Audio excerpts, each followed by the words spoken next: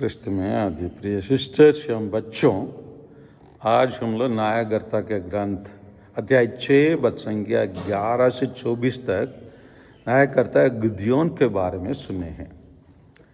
ये अभी उसके पहले भी और कुछ न्यायकर्ता लोग रहे हैं, जैसे केनोस, यहूद और दबोरा नाम के एक न्यायकर्ता। ऐसे कुछ लोग रह चुके हैं, लेकिन कलीसिया उन लोगों को अभी इस पाठ में शामिल ना करके यहाँ पर गिदयोन को सीधे न्यायकर्ता में प्रस्तुत करते हैं।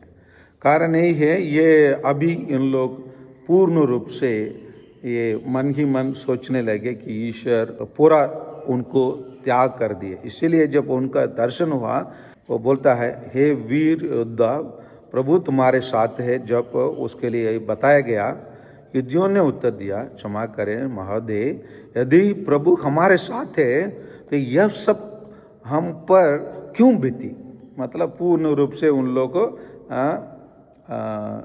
त्याग दिया गया, क्योंकि बार बार उन लोग क्या किए, ईश्वर को छोड़ के बाल देवताओं को उन लोग पूजा पाठ करने लगे। तो यही हो गया। जैसे हम लोग उनको उदाहरण के लिए, जब मूसा कुछ दिन के लिए ईश्वर से बात करने के लिए चले गए और पर्वत से नीचे उतरे, तब तक उन लोग क्या को बना लिया, एक बछड़ा को वही ईश्वर के रूप में बना लिया। उनके पास ईश्वर का खोज है, ईश्वर है मानव से शक्तिशाली, एक बड़ा सुपर शक्ति क्या कह सकते हैं, महान शक्ति है, उसको उस पर विश्वास करते हैं। लेकिन उसको गलत दिशा में, ये गलत तरीका से उन लोग अपनाने लगते हैं। वह उसी के कारण ईश्वर क्या कर देते थे, उनको त्याग कर देते थे। इसीलिए वो प्रश्न करता है, ये सब चमत्कार कहाँ गए जिनका वर्णन हमारे पूर्वज ये कहते हुए करते थे, प्रभु हमें मिस्र से निकाल लाया, अब तो प्रभु ने हमें छोड़कर मिद्यान के हवाले कर दिया। तो ये बहुत बड़ा चिंता रहा।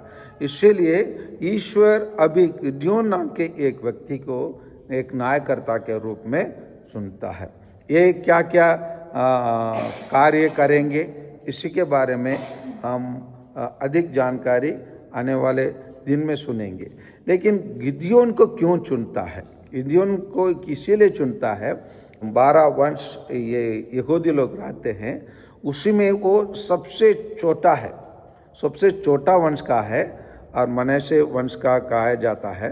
ये मनासे वंश का ये सबसे मतलब ईश्वर अक्सर कार्य करता है, जो मानव में जो एकदम सबसे छोटा रहता है उसको सबसे बड़ा बनाता है।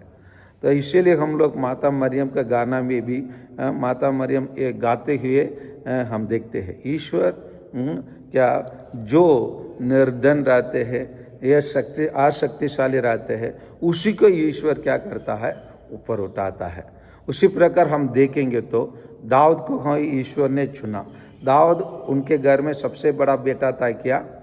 नहीं, वो एकदम आखिरी था, उसको गिनती भी नहीं किए, हिंदी में ही नहीं किए। सामुएल ने गया इसको खोजने के लिए, इसको अभिषेक देने के लिए, और घर में रहने वाले सब एक एक बेटा को जैसे क्या करता है, अपने बेटा को भेजता है, ये है क्या, वो है क्या। आखिरी में सब लोग को देखने के बाद वो प्रश्न कर, इतना ही आपके बच्चे क्या? वो बोलते हाँ, एक छोकरा है ना, वो गाय बैल चराने के लिए गया है ना। उनके लिए वो महत्व नहीं था, क्योंकि सबसे परिवार में सबसे छोटा था, इसीलिए उसको गिनती नहीं किए, इसीलिए उसको भेज दिए गाय बैल चराने के लिए। लेकिन उसको बुलाने के लिए सामुएल का था, उसको बुलाओ, तो वो जैसे आता है उसी का अभिषेक करता है।